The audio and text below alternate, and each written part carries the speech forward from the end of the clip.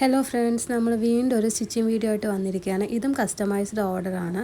നല്ലൊരു peacock type of ബ്ലൂവിലാണ് നമ്മൾ hand work ചെയ്തിരിക്കുന്നത്. കട്ട് ബീഡ്സും നമ്മുടെ റൗണ്ട് ബീഡ്സും വെച്ചിട്ടാണ് വർക്ക് കംപ്ലീറ്റ് ആയിട്ട് ചെയ്തിരിക്കുന്നത്. അതേപോലെ തന്നെ സ്ലീവിലും സ്പ്രെഡിങ് വർക്കാണ് ചെയ്തിരിക്കുന്നത്. ഇതിപ്പോൾ ഞാൻ കാണിക്കുന്നത് 2 സ്ലീവിൻ്റെ വർക്കാണ്.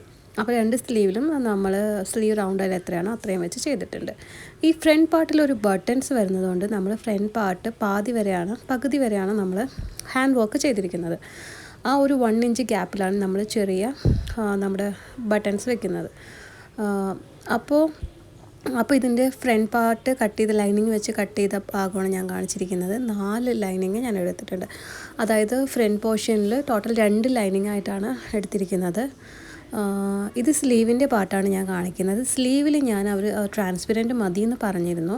അപ്പോൾ സ്ലീവിൻ്റെ വർക്കുള്ള ഭാഗത്ത് മാത്രം നമ്മൾ ലൈനിങ് വെച്ചിട്ടുണ്ട്.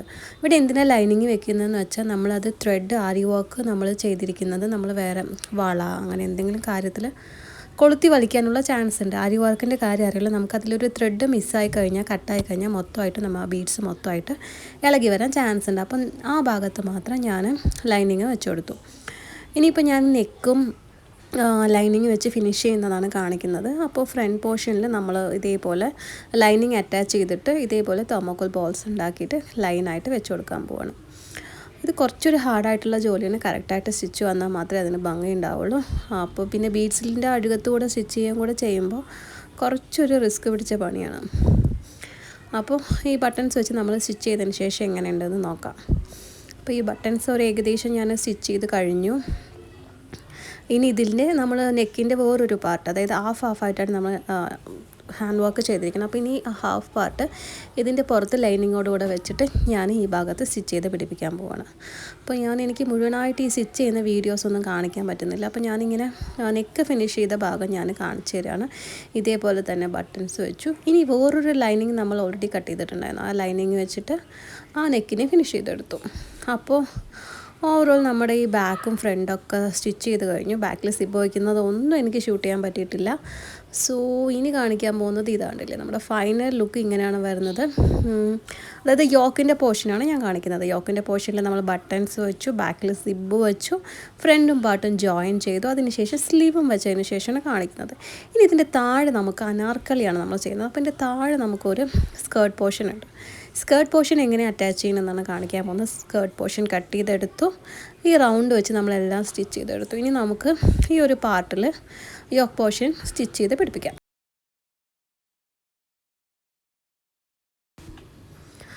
അപ്പോൾ നമുക്ക് ആ യോക്ക് പോർഷനിൽ സ്കേർട്ട് പോർഷൻ സ്റ്റിച്ച് ചെയ്ത് പിടിപ്പിക്കേണ്ട ആവശ്യമുണ്ട്. അപ്പോൾ ഞാൻ സ്കേർട്ട് പോർഷനിൽ സെയിം ലൈനിങ്, അതേ അളവിൽ ലൈനിങ് വെച്ചിട്ട് അതിൻ്റെ ടോപ്പ് പോർഷൻ സ്റ്റിച്ച് ചെയ്ത് പിടിക്കുകയാണ്. സ്റ്റിച്ച് ചെയ്തതിന് ശേഷം ഈ സ്റ്റിച്ച് ചെയ്ത പാർട്ടാണ് നമ്മൾ യോക്ക് പോർഷനിൽ സ്റ്റിച്ച് ചെയ്ത് പിടിപ്പിക്കുന്നത്. എന്നിട്ട് രണ്ടും കൂടെ ചേർത്ത് നമുക്ക് ഓവർലോക്ക് ചെയ്ത് കഴിഞ്ഞാൽ വളരെ നീറ്റായിട്ട് നമുക്ക് കിട്ടുന്നതാണ്. ഇപ്പോൾ ഞാൻ ചെയ്യുന്നത് സ്കേർട്ട് പോർഷനിൽ ലൈനിങ് അറ്റാച്ച് ചെയ്യുകയാണ്. അതിനുശേഷം ഇതെടുത്തിട്ട് നമ്മുടെ യോക്ക് പോർഷനിൽ സ്റ്റിച്ച് ചെയ്യും. അപ്പോൾ ഈ അനാർക്കലി ആയതുകൊണ്ട് ഒരുപാട് ജോയിൻറ്റ്സ് നമുക്ക് വരുന്നുണ്ട്. കുറേ സ്ഥലത്ത് ജോയിൻറ്റ്സ് വരുന്നുണ്ട്. അനാർക്കലി തന്നെ ഫ്രണ്ടിൽ ബട്ടൺ വരുന്നതുകൊണ്ട് ഫ്രണ്ട് 2 പോർഷൻ അറ്റാച്ച്ഡ് ആയിരുന്നു, ബാക്ക് സിബിൻ്റെ 2 പോർഷൻ അറ്റാച്ച്ഡ് ആയിരുന്നു, സ്ലീവ് അറ്റാച്ച്ഡ് ആണ്, അതിനുശേഷം സ്കേർട്ട് പോർഷൻ അറ്റാച്ച്ഡ് ആണ്. നമ്മൾ ലൈനോ സ്ലിറ്റോ തയ്ക്കുന്ന സമയത്ത് എവിടെ അറ്റാച്ച്മെൻറ്റ്സ് വരുന്നില്ല. സൈഡ് സ്ലിറ്റും സ്ലീവിൻ്റെ പോർഷൻ നെക്ക് മാത്രമേ വരുന്നുള്ളൂ. പക്ഷേ അനാർക്കലി ആകുമ്പോൾ ഒരുപാട് ജോയിൻറ്റ്സ് നമുക്ക് വരും. ഒരുപാട് ജോയിൻറ്റ്സ് എന്ന് പറഞ്ഞു കഴിഞ്ഞാൽ ഒരുപാട് ജോയിൻറ്റ്സ്, അതായത് ഫ്രണ്ടിലെ 2 പോർഷൻ, സ്കേർട്ട് പോർഷൻ, അങ്ങനെ ഒരുപാട് ജോയിൻറ്റ്സ് വരും. അപ്പോൾ നമുക്ക് ആ യോക്കിൽ ആ സ്കേർട്ട് പോർഷൻ വെച്ചിട്ട് നീറ്റായിട്ട് സ്റ്റിച്ച് ചെയ്തെടുക്കാം. നമ്മൾ ലൈനിങ്ങും ഇതെല്ലാം കുറച്ച് അങ്ങോട്ടും ഇങ്ങോട്ടും ഇരുന്നാൽ നമ്മൾ കട്ട് ചെയ്തിട്ട് പിന്നെ ഓവർലോക്ക് ചെയ്യുമ്പോൾ അത് നീറ്റായിട്ട് ബാക്ക് പോർഷൻ, അതായത് ലൈനിങ്ങിൻ്റെ പോർഷൻ നമുക്ക് നോക്കുമ്പോൾ നീറ്റായിട്ടിരിക്കും. നമ്മളിങ്ങനെ അറ്റാച്ച് ചെയ്യുമ്പോൾ നമുക്കിതിലുള്ളൊരു ഗുണം എന്താണെന്ന് വെച്ച് കഴിഞ്ഞാൽ നമുക്ക് ഓൾട്ടറേഷൻ ചെയ്യാൻ ഭയങ്കര എളുപ്പമാണ്. ഇപ്പോൾ നമ്മൾ റൗണ്ടായിട്ട്, ഇതല്ലാതെ വേറൊരു രീതിയിൽ അനാർക്കലി സ്റ്റിച്ച് ചെയ്യാം.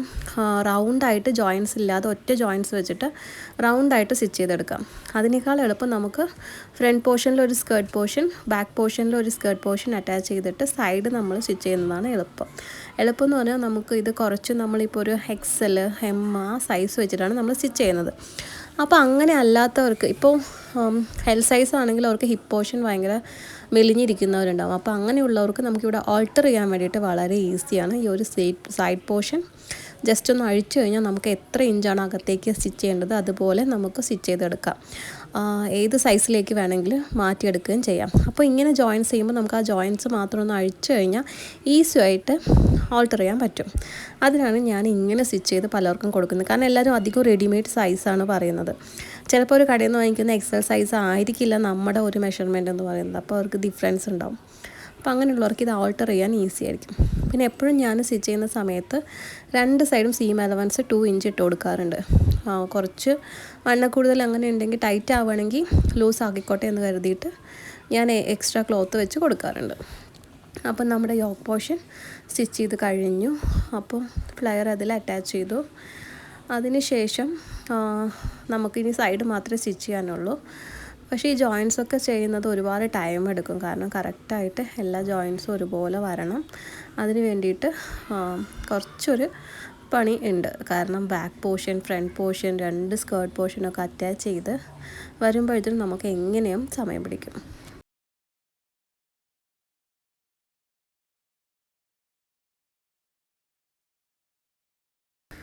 ഇപ്പോൾ ഏകദേശം ഫ്രണ്ടും ബാക്കും നമ്മൾ സ്റ്റിച്ച് ചെയ്ത് പിടിപ്പിച്ചിരിക്കുകയാണ്. ഇനി നമുക്ക് ചെയ്യാനുള്ളത് സൈഡ് പോർഷനാണ്. സൈഡ് പോർഷൻ എന്ന് പറയുമ്പോൾ സ്ലീവ് തൊട്ട് ബാക്ക് വരെ വരുന്നില്ല. അതിന് മുമ്പ് നമുക്ക് ഈ അറ്റാച്ച് ചെയ്ത പാർട്ട് നമ്മൾ ഓവർലോക്ക് ചെയ്യേണ്ടതുണ്ട്. ഇനിയിപ്പോൾ ഞാൻ സ്ലീവ് തൊട്ട് സൈഡ് എങ്ങനെയാണ് സ്റ്റിച്ച് ചെയ്യണമെന്നാണ് കാണിക്കുന്നത്. നമ്മൾ ഈ സ്ലീവ് യോക്ക് പോർഷൻ അറ്റാച്ച് ചെയ്യുമ്പോൾ നമ്മൾ ശ്രദ്ധിക്കുന്നത് നമ്മുടെ സ്ലീവിൻ്റെ ആ സ്റ്റിച്ചിൻ്റെ ലൈന് ബാക്കും ഫ്രണ്ടും ഒരേ ലൈനിലുണ്ടാവണം. എങ്കിൽ മാത്രമേ നമുക്കതൊരു നീറ്റായിട്ടുള്ള ഫിനിഷിങ് കിട്ടുള്ളൂ. ആം ഹോളിൻ്റെ അവിടെ 2 സ്റ്റിച്ചും ഒരേപോലെ ഉണ്ടാവും. ഇപ്പോൾ ഞാൻ പിടിച്ചിരിക്കുന്ന സ്കേർട്ട് പോർഷനിലെ 2 സ്റ്റിച്ചും ഒരേ അളവിലുണ്ടായാൽ മാത്രമേ അത് കട്ടിങ്ങും എല്ലാം പെർഫെക്റ്റ് ആയെന്ന് പറയാൻ പറ്റുള്ളൂ. അപ്പോൾ അതേപോലെ വരുന്ന പോലെ നമുക്ക് സ്റ്റിച്ച് ചെയ്യണം. പിന്നെ സൈഡ് ജോയിൻ ചെയ്യുന്ന സമയത്ത് ഞാൻ ലൈനിങ് മാത്രം ലൈനായിട്ട് സ്റ്റിച്ച് ചെയ്ത് കൊടുക്കും. നമ്മുടെ മെയിൻ ക്ലോത്ത് ജോർജറ്റിൻ്റെ ക്ലോത്ത് ഞാൻ വിട്ടിട്ട് ലൈനിങ് മാത്രം സൈഡ് കംപ്ലീറ്റ് ആയിട്ട് അറ്റാച്ച് ചെയ്യും. അതിന് ശേഷമാണ് താഴത്തെ ജോർജറ്റ് എടുത്ത് നമ്മൾ സ്റ്റിച്ച് ചെയ്യുന്നത്. അപ്പോൾ ഞാൻ കണ്ടില്ലേ, ജോർജറ്റിന് താഴേക്ക് മാറ്റി വെച്ചിട്ട് സൈഡ് ഈ ലൈനിങ് മാത്രം എൻഡ് വരെ അറ്റാച്ച് ചെയ്യാണ് ചെയ്യുന്നത്. എൻഡ് വരെ അറ്റാച്ച് ചെയ്യുക. ഇതിനെല്ലാം ഡബിൾ സ്റ്റിച്ച് ഇട്ട് കൊടുക്കേണ്ട ആവശ്യമുണ്ട് കേട്ടോ. കാരണം നമ്മൾ ക്രേപ്പ്, ലൈനിങ് ആൻഡ് ജോർജറ്റ് എല്ലാം നൈസായിട്ടുള്ള ക്ലോത്താണ്. അപ്പോൾ പെട്ടെന്ന് ത്രെഡ് ലൂസായി വരാൻ ചാൻസ് ഉണ്ട്. സോ എല്ലാത്തിനും ഡബിൾ സ്റ്റിച്ച് ഇട്ട് കൊടുത്താൽ മാത്രമേ അതിന് ലൈഫ് ഉണ്ടാവുള്ളൂ, സ്റ്റിച്ചിന് ലൈഫ് ഉണ്ടാവുള്ളൂ. പിന്നെ നമ്മൾ കസ്റ്റമർക്ക് കൊടുത്തതിന് ശേഷം പിന്നെ സ്റ്റിച്ച് പിരിഞ്ഞ് വന്നു എന്നുള്ളൊരു കംപ്ലൈൻറ്റ് കൂടെ വരും. അപ്പോൾ മാക്സിമം നമ്മൾ എല്ലാ സ്ഥലത്തും 2 സ്റ്റിച്ച് ഇട്ട് കൊടുക്കുക. അപ്പോൾ നമ്മളൊരു ഡ്രസ്സ് വാങ്ങിച്ചു കഴിഞ്ഞാൽ അതിന് കുറേ നാൾ നിൽക്കണമെങ്കിൽ നമ്മൾ ഡബിൾ സ്റ്റിച്ച് ഇട്ട് കൊടുക്കാറില്ല. അതേപോലെ കസ്റ്റമറിന് കൊടുക്കുമ്പോഴും അങ്ങനെ തന്നെ കൊടുക്കാൻ ശ്രദ്ധിക്കുക. അപ്പോൾ ഞാൻ ആ ലൈനിങ്ങിൻ്റെ പോർഷൻ എടുത്ത് മാറ്റിയിട്ട് ഇനിയിപ്പോൾ ഈ ഭാഗത്ത്, അതായത് ലൈനിങ്ങിൻ്റെ പോർഷൻ മേലേക്ക് ആക്കിയിട്ട് ഇനി ജോർജറ്റിനെ തനിയെ ഞാൻ 2 സൈഡ് സ്റ്റിച്ച് ചെയ്യണം. അപ്പോൾ നമുക്ക് ഈ ഫ്ലയർ, ലൈനിങ്ങിൻ്റെ തനിയെ ഫ്ലയർ മാറി നിൽക്കും, മേലത്തെ മെയിൻ ക്ലോത്തിൻ്റെ ഫ്ലയർ തനിയെ മാറി നിൽക്കും. അതാണ് അനാർക്കലിയുടെ ഭംഗി. നമ്മൾ സപ്പോസ് നടക്കുമ്പോൾ തിരിയുമ്പോഴൊക്കെ ഫ്ലയർ 2 ലൈനിങ് വേറെയും മേലത്തെ ക്ലോത്ത് വേറെയുമായിട്ട് മാറി നിൽക്കും. എനിക്ക് ഇവിടെ ലെങ്ത്ത് കൂടുതൽ 50 ഇഞ്ചസ് ഉണ്ടായിരുന്നു. സോ എനിക്ക് അനാർക്കലിയിൽ കട്ട് ചെയ്യുന്ന സമയത്ത്, ക്രോസ് പീസ് കട്ട് ചെയ്യുന്ന സമയത്ത് ജോയിൻസ് ചേർക്കേണ്ടി വന്നു. ആ ജോയിൻസാണ് അവിടെ കാണുന്നത് താഴെ ഭാഗത്ത്. അപ്പോൾ നമ്മളങ്ങനെ സൈഡും സ്റ്റിച്ച് ചെയ്തെടുത്തിരിക്കുകയാണ്. ഇതേപോലെ തന്നെ ആ സൈഡും വേറൊരു സൈഡും ഇതേപോലെ തന്നെ സ്റ്റിച്ച് ചെയ്യുക. ഇപ്പോൾ ഞാൻ ഒരു സ്റ്റിച്ച് ചെയ്താണ് നിങ്ങളെ കാണിക്കുന്നത്. ശരിക്കും നമുക്ക് ഡബിൾ സ്റ്റിച്ചിൻ്റെ ആവശ്യമുണ്ട്. എല്ലാ സ്ഥലത്തും ഡബിൾ സ്റ്റിച്ച് ചെയ്യാം. അപ്പോൾ നമുക്ക് കുറച്ചുകൂടി സ്ട്രോങ് ആയിട്ട് മെറ്റീരിയൽ നിൽക്കുന്നതാണ്.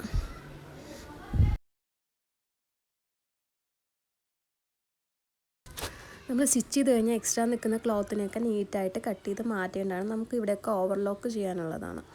നമ്മൾ ജോർജറ്റ് കുറച്ചുകൂടി ട്രാൻസ്പെറൻ്റ് ആയതുകൊണ്ട് ആ ഭാഗത്ത് ഓവർലോക്ക് ചെയ്യില്ല. പക്ഷേ ലൈനിങ് ഉള്ള ഭാഗത്ത് നമ്മൾ ഓവർലോക്ക് ചെയ്യും. അതേപോലെ തന്നെ സ്ലീവിൻ്റെ നമ്മൾ റൗണ്ടായിട്ടുള്ള ഭാഗത്ത് നമ്മൾ സ്റ്റിച്ച് ചെയ്ത് നിർത്തുള്ളൂ. കാരണം ട്രാൻസ്പെറൻ്റ് ആയതുകൊണ്ട് വൈറ്റ് ഓവർലോക്ക് കാണാനുള്ള ചാൻസ് ഉണ്ട്. അപ്പോൾ സ്ലീവിൻ്റെ ഭാഗത്ത് സൈഡിൽ മാത്രം ചെയ്യും. ഇപ്പോൾ ഞാൻ ഡബിൾ സ്റ്റിച്ച് ചെയ്യുന്നതാണ് കാണിക്കുന്നത്. ഞാൻ എക്സ്ട്രാ ക്ലോത്ത് വെച്ചതൊക്കെ പിന്നീട് ഞാനത് കട്ട് ചെയ്ത് മാറ്റും. സ്ലീവ് നമ്മൾ എല്ലാം കഴിഞ്ഞ് ഓവർലോക്ക് ചെയ്യുന്ന സമയത്ത് എല്ലാം കട്ട് ചെയ്ത് മാറ്റി നീറ്റായതിന് ശേഷം ഓവർലോക്ക് ചെയ്യുള്ളൂ. അപ്പോൾ നമുക്ക് ഡബിൾ സ്റ്റിച്ച് ഇട്ട് കൊടുക്കാം എല്ലാ സ്ഥലത്തും, സ്ലീവിൻ്റെ സൈഡിലും. അതായത് നമുക്ക് 2 സ്റ്റിച്ച് മാക്സിമം വേണം. കാരണം അവർക്ക് ടൈറ്റ് ഉണ്ടെങ്കിൽ ലൂസാക്കാനോ അല്ലെങ്കിൽ വീണ്ടും അവർക്ക് സ്റ്റിച്ച് ബലം പോരാന്ന് പറയുകയാണെങ്കിൽ ഒരു സ്റ്റിച്ച് കൂടെ ഇരിക്കുന്നത് നല്ലതാണ്. അപ്പോൾ പോർഷനാണ് ഞാനിപ്പോൾ കാണിക്കുന്നത്.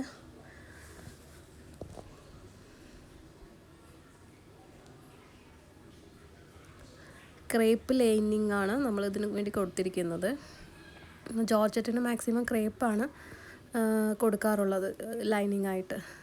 ഞാൻ യോക്ക് പോർഷനിൽ 2 ലൈനിങ്ങും സ്കേർട്ട് പോർഷനിൽ ഓരോ ലൈനിങ്ങും വീതമാണ് വെച്ചിരിക്കുന്നത്. യോക്ക് പോർഷൻ കുറച്ചുകൂടെ തിക്കായി നിൽക്കാൻ വേണ്ടിയിട്ട് 2 ലൈനിങ് കൊടുത്തിട്ടുണ്ട്. അപ്പോൾ ഞാൻ സ്ലീവിലെല്ലാവിടെയും 2 സ്റ്റിച്ച് ചെയ്ത് കൊടുക്കുകയാണ്.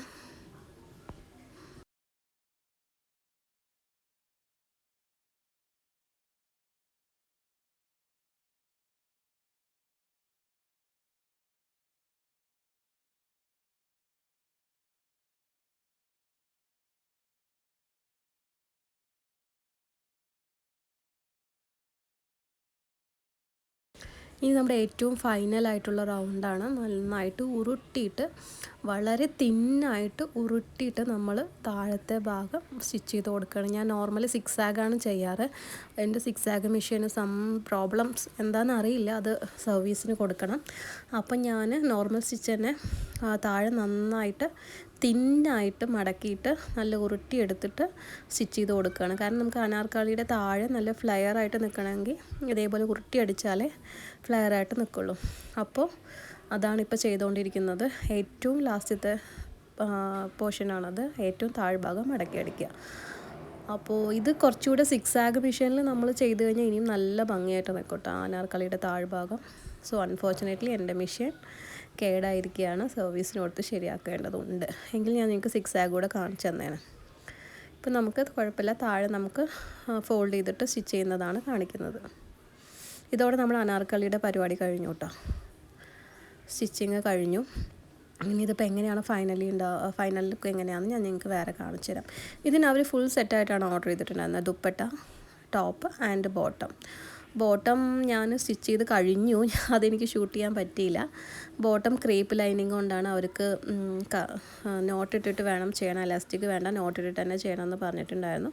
അപ്പോൾ നോട്ടിട്ടിട്ട് ചെയ്ത ചുടി ബോട്ടമാണ് വേണമെന്ന് പറഞ്ഞിട്ടുണ്ടായിരുന്നു. അപ്പോൾ ചുടി ബോട്ടം ചെയ്തു. അപ്പോൾ നമുക്കിതിൻ്റെ ഫൈനൽ ലുക്ക് എങ്ങനെയാണെന്ന് നോക്കാം. അപ്പോൾ ഇതാണ് അനാർക്കലിയുടെ final look. Front button work, flare എല്ലാം കൂടെ ഉണ്ട്. ദുപ്പട്ടയും കൂടെ പ്ലെയിൻ ദുപ്പട്ടയാണ്, ദുപ്പട്ടയിൽ വർക്കൊന്നും വേണ്ടെന്ന് പറഞ്ഞിട്ടുണ്ടായിരുന്നു. അപ്പോൾ ഇതാണ് നമ്മുടെ ഡ്രസ്സിൻ്റെ ഫൈനൽ ലുക്ക്. എങ്ങനെയുണ്ടെന്ന് കമൻറ്റ് ചെയ്യണം. ഇഷ്ടപ്പെട്ടാൽ ലൈക്ക് ചെയ്യണം. അപ്പോൾ വേറൊരു വീഡിയോ ആയിട്ട് വരാം. Bye bye.